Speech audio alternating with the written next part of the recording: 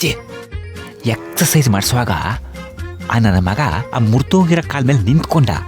ಆದ್ರೆ ಮುರಿದೋಗಿದೆ ಅಂತ ನಾಟಕ ಆಡ್ತಿದ್ದಾನೆ. ನೀ ಏನಾರ ನೋಡ್ದ್ಯಾ? ಚೆನ್ನಾಗಿ ನೋಡ್ದೆ ಕಣೋ. ಇನ್ನೇನ್ ಸಿಕ್ಕಾಕಣ್ಣ ಅನ್ಕೊಂಡೆ. ಅಷ್ಟ್ರಲ್ಲಿ ನಾಟಕ ಶುರು ಮಾಡ್ಬಿಟ್ಟ. ನಾಡದೆಲ್ಲ ನೋಡ್ತಾ ಇದ್ರೆ ಏನೋ ಒಂದು ದೊಡ್ಡದಾಗೆ ಪ್ಲಾನ್ ಮಾಡ್ಕೊಂಡು ಬಂದಿದ್ದಾನೆ ಅಂತಾನೆ ಅಜ್ಜಿ. ಹೌದು ಕಣೋ. ಇವ್ ನಾಟಕ ಬಯಲ್ ಮಾಡ್ದೆ ಇವ್ನ ನಮ್ಮ ಮನೆಯಿಂದ ಓಡ್ಸಕ್ ಆಗಲ್ಲ. ಇವನ್ ಇಲ್ಲಿರೋವರೆಗೂ ವಿಕ್ರಾಂತ್ ಪಲ್ಲವಿ ಒಂದಾಗಕ್ಕೆ ಸಾಧ್ಯನೇ ಇಲ್ಲ.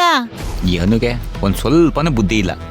ಅವನ ಆಡ ನಾಟಕ ನೋಡ್ಕೊಂಡು ಅಯ್ಯೋ ಪಾಪ ಅಂಥೇಳಿ ಮನೆಗೆ ತಂದು ಇಟ್ಕೊಂಡಿದ್ದಾಳೆ. ಆ ಕಡೆ ಪಾಪ ಪಲ್ಲವಿಗೆ ಆಡೋ ಆಗಿಲ್ಲ, ಅನುಭವಿಸೋ ಆಗಿಲ್ಲ. ಏನಾದ್ರೂ ಮಾಡಿ ಅನು ಮುಂದೆನೆ ಇವ್ ನಾಟಕನ ಬಯಲ್ ಮಾಡ್ಬೇಕು ಕಣೋ. ಅಪ್ಪ ಅಪ್ಪ ಅಂತ ತಲೆ ಮೇಲೆ ಹೊತ್ಕೊಂಡಿದ್ದಾಳಲ್ವಾ, ಅವಳೇ ಇವನಿಗೆ ಕ್ಯಾಕರಿಸಿ ಮುಖಕ್ಕೆ ಹೋಗಿಬೇಕು. ಆ ತರ ಮಾಡ್ಬೇಕಲ್ಲ.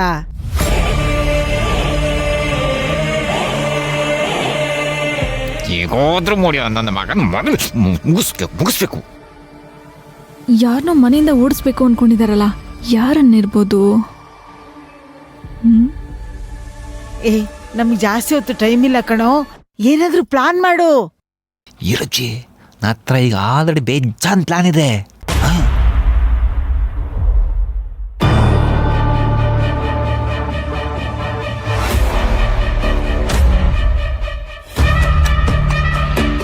ಇಷ್ಟಕ್ಕೆಲ್ಲ ಪ್ಲಾನ್ ಹಾಕಜಿ.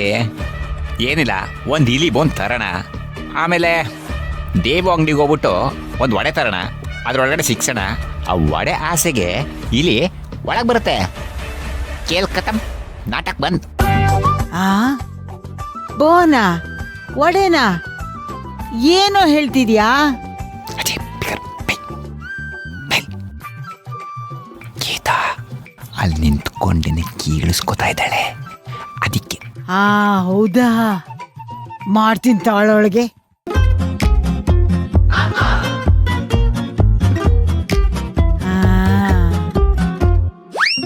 ಏಯ್, ಬೋನ್ ಬೇಡ ಕಣೋ. ಒಂದ್ ಕೆಲ್ಸ ಮಾಡೋಣ. ಈ ಕಾಲಿಗೆ ಗಂಟ್ಕೊಳ್ಳೋದು ಒಂದ್ ಗಮ್ ಬರುತ್ತಂತೆ, ಅದನ್ನ ತಂದು ಇಟ್ಬಿಡೋಣ. ಇಲಿಗಳನ್ನ ಹಿಡಿದು ಆಚೆಗೆ ಹಾಕೋಣ. ಕೆಲಸನ ಸ್ವಲ್ಪ ಸಿಂಪಲ್ ಆಗಿ ಮಾಡ್ಕೊಳ್ಳೋಣ ಅಜ್ಜಿ. ಇಲಿ ಪಾಷಾಣ ತಂದು ಹಾಕಿ ಸಾಯಿಸ್ಬಿಡೋಣ. ಏನೋ ಒಂದ್ ಮಾಡಿ ಮನೆಯಿಂದ ಆಚೆ ಓಡಿಸ್ಬೇಕು ಕಣೋ. ಬರ್ತಾ ಬರ್ತಾ ಕಾಟ ಜಾಸ್ತಿ ಆಯ್ತು. ದರಿದ್ರು ನಮ್ಮನೆ ಅನ್ನ ತಿಂದು ನಮ್ ಬಟ್ಟನೆ ಅರ್ಧ ಆಗ್ತವೆ. ನಾಯಿಗಾದ್ರೂ ನಿಯತ್ತಿದೆ, ಆದ್ರೆ ಇಲಿಗಳಿಗೆ ಸುಡುಗಾಡು ಮನೆ ಬಿಟ್ಟು ಹೋಗಲ್ಲ ಅಂತವೆ. ಇಲ್ಲೇ ತಿಂದು ಇಲ್ಲೇ ಗಲೀಜು ಮಾಡ್ತವೆ. ಓ, ನೀವು ಇಲಿ ಬಗ್ಗೆ ಮಾತಾಡ್ತಿದ್ದೀರಾ? ನಾನು ಬೇರೇನೋ ಅನ್ಕೊಂಡೆ. ಮಾತಾಡಿ.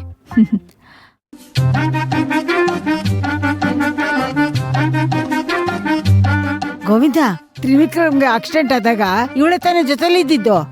ಹೌದಜ್ಜಿ, ನನ್ಗನ್ಸುತ್ತೆ ಇವಳು ಅವ್ರ ಜೊತೆ ಶಾಮೀಲಾಗಿದ್ದಾಳೆ ಅಂತ.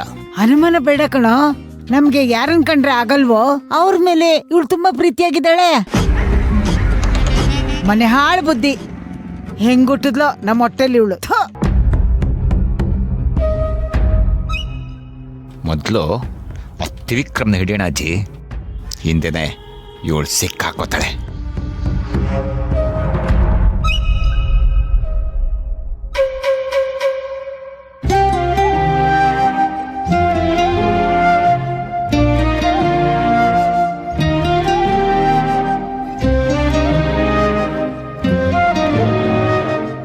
ಅವ್ರನ್ನ ಭೇಟಿ ಮಾಡಿ ಕ್ಷಮೆ ಕೇಳಬೇಕು ಅನ್ಕೊಂಡೆ, ಆದ್ರೆ ನಾನು ಮನೆಗೆ ಹೋದಾಗ ಅವ್ರಿರ್ಲಿಲ್ಲ. ಈಗ್ಲಾದ್ರೂ ಕ್ಷಮೆ ಕೇಳೋಣ.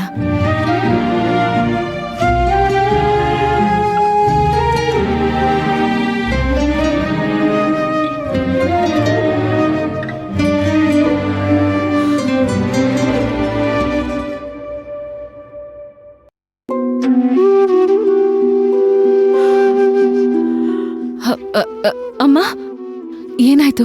ಸುಸ್ತಾಗ್ತಿದ್ಯಾ? ಬನ್ನಿ, ನಾನು ಮನೆ ತನಕ ಬರ್ತೀನಿ ಜೊತೆಗೆ. ಬೇಕಾಗಿಲ್ಲ, ನಾನೇ ಹೋಗ್ತೀನಿ ಅಂತ ಹೇಳಿದ್ನಲ್ಲ. ಹೇಗ್ ಹೋಗ್ತೀರಾ? ತುಂಬಾ ಸುಸ್ತಾಗಿದ್ದೀರಾ ಅಮ್ಮ ನೀವು? ನಾನು ಆಟೋದಲ್ಲಿ ಹೋಗ್ತೀನಿ.